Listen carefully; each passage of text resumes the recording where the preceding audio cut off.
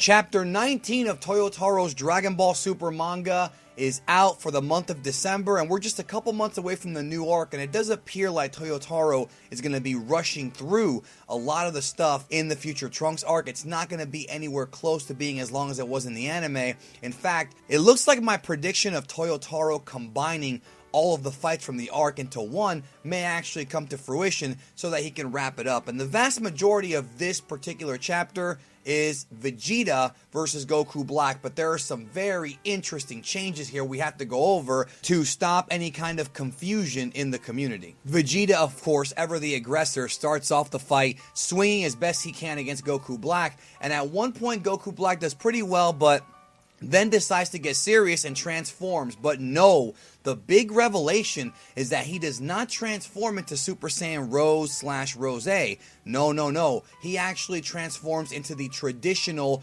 golden-haired Super Saiyan form. And it's interesting because Vegeta himself even says, his hair is golden. Now, a lot of people were confused about this because a lot of folks presumed that Goku Black's version of Super Saiyan was the pink-haired, golden-haired version. And there was some debate because I stated that Super Saiyan Rose is like Goku Black's version of Super Saiyan Blue, and a lot of people were saying, no, it's just his version of Super Saiyan with a 50 times multiplier. And that is indeed not the case. Rose is his version of Super Saiyan Blue, aka Super Saiyan with God Ki. If you look at Toriyama's original concept art for Goku Black, he actually states in the concept art translated by Herms that Goku Black becomes a Super Saiyan like Goku and a Super Saiyan of a slightly different color than Goku. So Toriyama himself in the original concept art stated that Goku Black has two transformations. Now what's interesting about this is that the anime chose to go with Rose as his only form, whereas Toyotaro is taking the notes and actually having Black use both forms. Very interesting choice by Toyotaro, and it's again another deviation from the anime, but it does somewhat prove that Rose is actually like a corrupted version of SS Blue. It's actually like Goku Black's version with God Ki, and it is stronger than the golden-haired form. Now, one of the really cool shots that I thought Toyotaro did this month in the manga is he actually paid tribute to the scene where Goku did the Kaioken against Nappa with Vegeta. You can actually see right here on your screen that he does the same motions with the two fists sticking out that Goku did when he fought Nappa, except he punches Goku Black in the stomach and not the back. But it's the same thing, and I thought that was a really cool tribute from Toyotaro, who is definitely a fan of Dragon Ball without question. And now, growing up as a fan, he works on the product. So like I always say, guys, follow your dreams. I also really like how he drew this big right hand right in Goku Black's grill piece. I thought that was really awesome. And look at the vein on Vegeta's forehead. Toyotaro is such a great and fun artist when he draws Dragon Ball. Like, he really, in my opinion, is Toriyama's successor. I think in years, if Toriyama does fully retire, like completely, I wouldn't mind it if this guy at least did the art stuff, because he's so damn good. I mean, he kind of is now, really. One thing I should also mention is that Goku does inform Black that he knows the whole story about how Zamasu switch bodies and all that. So they are aware of it here, but they didn't really give the full explanation like in the anime. Now, there's a very interesting line here, which actually goes back to what I was saying earlier about the SS Rose form. And basically, Vegeta asked Black, he says, because you took Kakarot's body from the future, you should be able to go blue too, right? And Vegeta actually wants Black to go blue. He wants him to go ahead and unleash all his power, but Black says, I can't yet. And then Vegeta explains to him that, well, the reason that you can't is because that body was created from a long history of battle, right down to every nook and cranny and every cell. But for you, it's secondhand goods, which I thought was a great line. I love that line. So it's very interesting that in this version, Goku Black still has not been able to tap into God Ki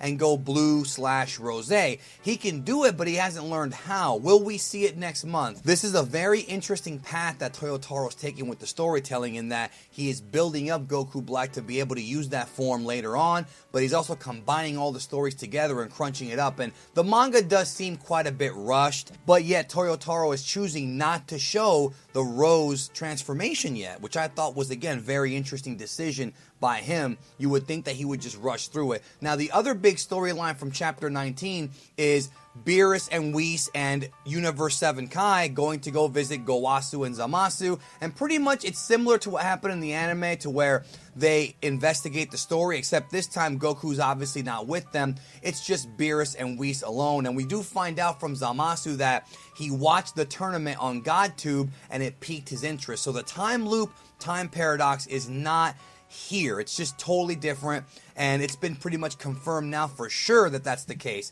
Beerus even asked him, why did you even ask Zuno about the Dragon Balls and Goku? And that's what he responded with.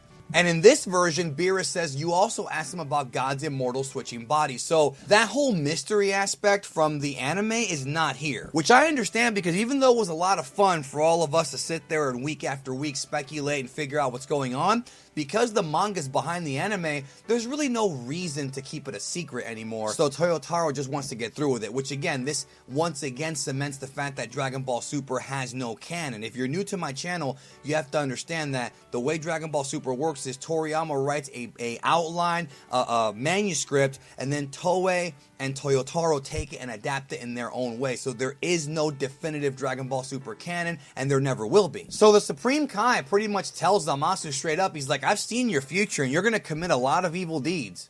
And Zamasu's like, oh, you mean righteous? And then he talks about how mortals are a mistake and how they fight, in war after war after war, and that the world does not need mortals and that their very existence is evil, which I love that speech in the manga. I love it. Now, when we cut back to the future, Goku Black once again confirms that he's defeated all the gods of destruction, but Goku says, wait a minute, you didn't beat them by yourself. You just killed all the Kai so that they both vanish. That's dirty. And Goku Black says, it doesn't matter the means. What matters is I'm the only god left, which I thought was, again, another great line, and once again cements the fact that in the future, Goku Black did kill all the Kais, and thus killing all the gods of destruction, and thus rendering the angels, Whis, Vados, and the other ones, completely useless. So we cut back to Universe 10, and Zamasu pretty much states that in the future, if my plan is being carried out, then I can't die. Of course, Beerus is like, now we see your true colors, buddy, and he blocks Zamasu's attempt at an assassination,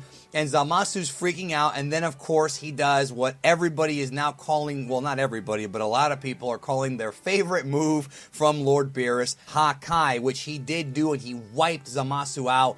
And we saw it in the anime too, but here it is in the manga as well. And of course, Beerus thinks that because he wiped out Zamasu that the future is going to be okay, but if you watch the anime, you know that's not the case. There is a great line where Beerus warns Gowasu. He says, if you pick another crazy disciple, I'll destroy you. But no, I can't, because you're tied to the god of destruction, so I'll just beat you up instead, which I thought was another classic Beerus line. Good work. So then Vegeta wants to go ahead and finish off Black, and he goes for a final flash, and then all of a sudden, Goku Black is saved just in the nick of time by a very mysterious person. And then the mysterious person says, so this will take you one step closer to your ultimate form, right? And yes, folks, the mystery person is indeed Future Zamasu. And thus, the big cliffhanger for Manga Chapter 19 is that Zamasu is there, and he states that the Zero Mortals plan requires both of us.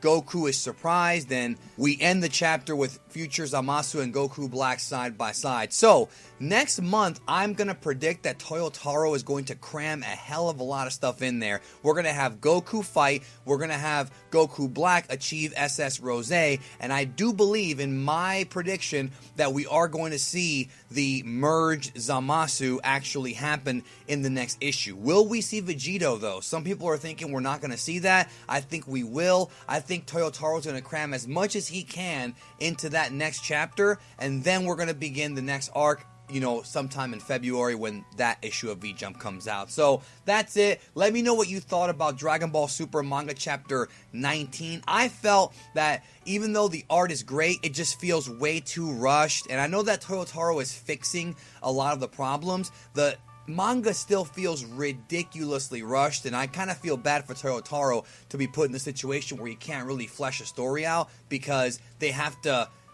be careful of him getting too far behind on the anime. It is kind of a bummer, but that's just the position they're in right now. So as a result, I still like the anime version of this arc a little bit more. The fact that it's coming off rushed kind of hurts it too, because we're missing so many key scenes. Like the scene where Zamasu has Goku pinned against the wall and he tells him about how he killed his wife and kid. I mean, we may see that next chapter, but I still feel like it just comes off very, very rushed. Let me know what you think. Thank you so much for watching. I'll talk to you guys later on. Greetings everyone, Cell here. Subscribe to this perfect channel and follow Geekdom on the social media platforms. That will be all.